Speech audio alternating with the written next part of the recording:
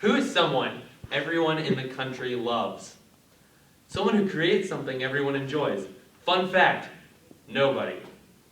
It seems like a constant that throughout the last half of the 20th century, there was always one person or one group or even one genre of entertainment that everyone, specifically young people, adored. Elvis Presley, bands like the Beatles, Led Zeppelin, or Van Halen that united everyone. Why? Because everyone liked them. So what makes today different? Why isn't there a specific superstar that everyone looks at?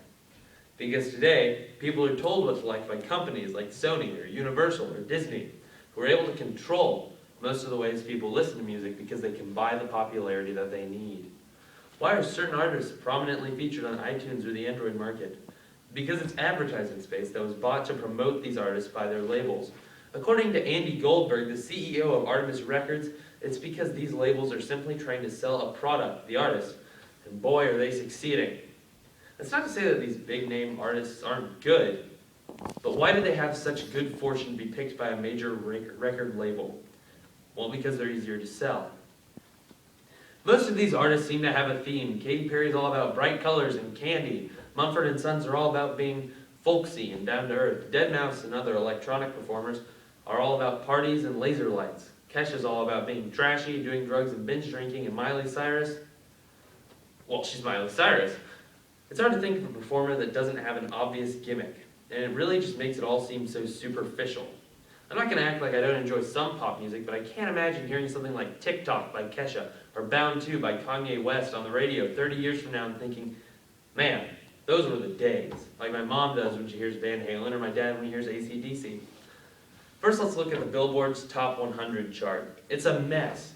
Not necessarily because the music is bad, because it wouldn't be on this list if it was, but because the reason why these songs are so successful is because they're being spoon-fed to people.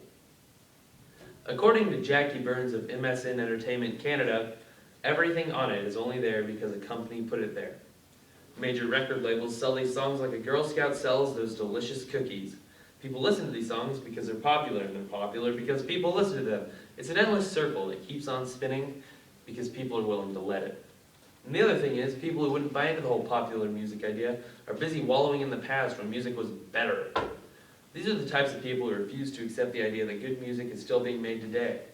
They'd rather live in their crazy little delusional world where good music ceased to be created when the year 2000 began.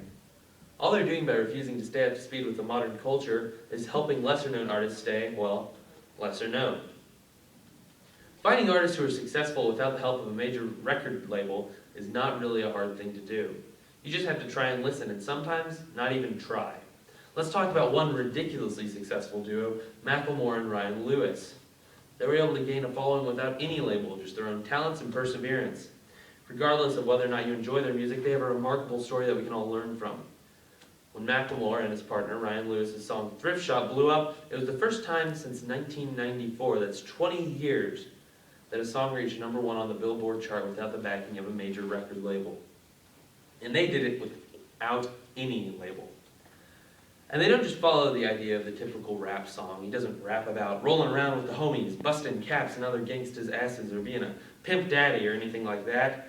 No, he helped to springboard the whole thrifting movement with his hilarious, clever, and effective hit. But he's not just a one-trick pony who can only make funny songs. He's spoken about issues that millions around the world face, including marriage equality in his song Same Love, drug addiction in his song Starting Over, and many other issues in his many other songs. And he does it well. I'd like to see Katy Perry or Kesha do something as effective and as thought-provoking as he does.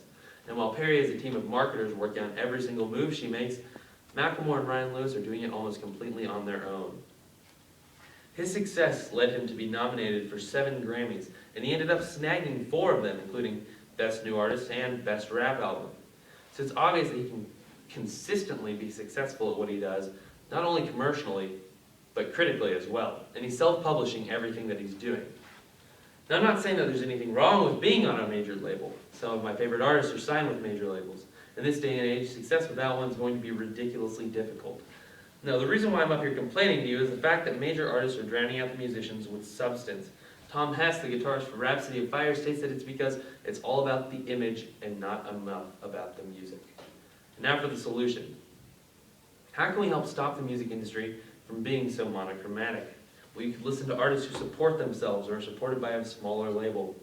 The people who are involved in this industry are in it for a reason. They have talent.